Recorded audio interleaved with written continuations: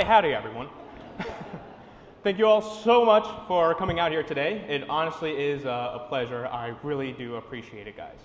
So when I was tasked and selected to be the class speaker by my classmates, I found it to be, I thought it was going to be fairly easy, you know? I have a habit of never shutting up in the first place, so it should come fairly naturally. I was surprised to say that I hit a bit of a roadblock because how can I possibly compress 2 years in 5 to 7 minutes? And the reality is that it really is an impossible task. But I began to think about how we all started together as a class.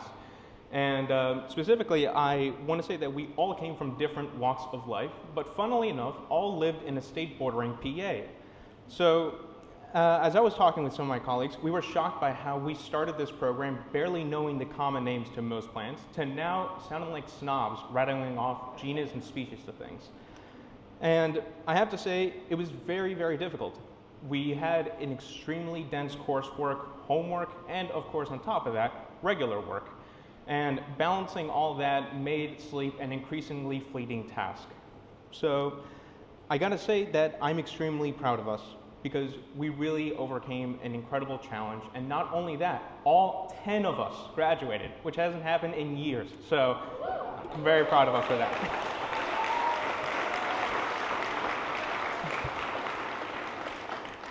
So when I started my time here at Longwood, it actually was not as a student. I started at the garden shop in one of their plant departments, and I remember that I've actually never been to Longwood and never a real public garden at that. So when I was on my breaks, someone told me, hey, you should really go and check out the conservatory. So I was like, sure. And I meandered over, and I was just shocked and in awe that a place like this was truly able to exist. And for me, the moment I saw that beautiful conservatory, 2 things went into my mind. The first was I have to do everything in my power to be able to get my hands and work in there. The second was I will do anything in my power to get in that water basin.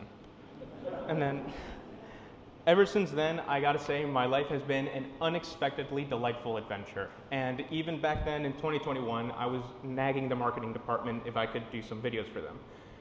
Little did I know that a few years later, I would make videos that would get thousands of views. So it really is not only a blessing, but really an amazing opportunity to have found the success that I found here. But it didn't come easy at all. Admittedly, I came from Mexico. I was born there and moved to the States when I was 7. From a very early age, my father has told me that we look different and will never be treated the same. And he told me I'm gonna need to work twice as hard to compensate for it. I've tried to do just that. My goal is to continue working hard to create video content to get others excited about the natural world. But I also want to work my way up so other people in my demographic can see themselves represented in leadership. But I want to call on to the younger class. You guys now carry the torch, and I ask you to advocate for yourselves and to support each other. You will go so much further if you lean and help each other out. Lead by example and don't lose the fire within you. I also want to give a shout out to several groups of people at Longwood that I feel never get enough recognition. The ops team, who tirelessly ensure the gardens look impeccable. I have yet to find a piece of trash in my time here. I also have to shout out the guest services team, who are a welcoming face to all and are public educators every single day. And I also got to give a massive, massive shout out to the trades, who are fixing everything behind the scenes to fabricating magic with skill, elbow grease, and the classic rock radio station. And, of course, the horticulturalists. You guys are the literal reason this place is even able to exist. It is called Longwood Gardens, and for that, we thank you for your work. So, I've been living somewhat nomadically for a bit now, and I didn't expect to find a place where I truly feel like I belong. So when Jeff asked us our last ponderable, I basically am going to steal what I told him to save myself some time. But yeah, basically for me, my high point was Madeira and ice cream, as you heard. And what was special about this moment is that we went to this beautiful garden, Montepales Tropical Garden, where I was able to just spot and identify so many things that I wasn't able to in the past. Afterwards, we took a gondola down and went down to the beach where we got some ice cream and sat by the bay to see the waves crash against the beach. And we all lived what felt like a lifetime together.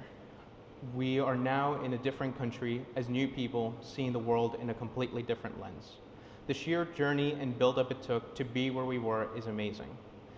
To be with people I can call family by my side to the very end is as joyful and amazing as it is sad that I'll be saying goodbye to them. Being on that beach, sitting with them, all watching the deep ocean blue may be the greatest memory I have in the Pro Hort program.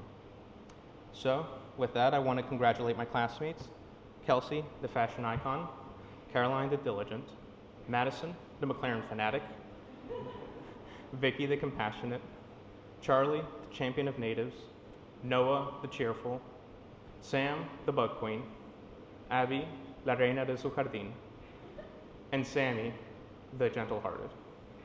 Guys, we are now professionals in this field. We can be the change that we want to see in the world, and I know we will do amazing things. I can't wait to see what we're going to be up to in a few years from now, but most of all, I will miss you guys very, very dearly.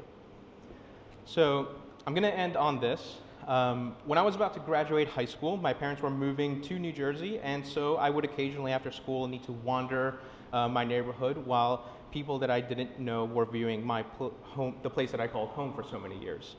All the furniture was out, so I slept on an air mattress, and I was faced with the uncertain future of going to 2 different places I didn't know. At the same time, my high school had a poetry contest for a poem to be read at graduation, and I wrote one up and sent the submission. I was not chosen. But many years now, I get to have the last laugh and finally give it here. What's poignant to me is that I wrote this back in 2017, but it still feels just as impactful then as it is now, and maybe you guys can get something out of it. So, here it goes. I stand alone and I look back to see my life's strange winding track. I see the good and happy years, along with all those dried up tears. I see old friends in their playground, with laughter being the only sound. We thought this all would last forever. Oh, if only I had been more clever. I see myself in brand new places, being surrounded by different faces. I became aware of what's around me and knew my childhood's ending sadly. I see myself some years ago, knowing soon I have to go. A part of me will remain here. It saddens me if I'm sincere. I stand alone, I look ahead. Should I be happy or sad instead? But I see the path continue on, and I should cherish what I have before it's gone. I truly was a pleasure, everyone. I will miss the gardens and the wonderful, wonderful people I've had the privilege to work with. So, with all that being said, I can't wait to see you in the gardens. Thank you.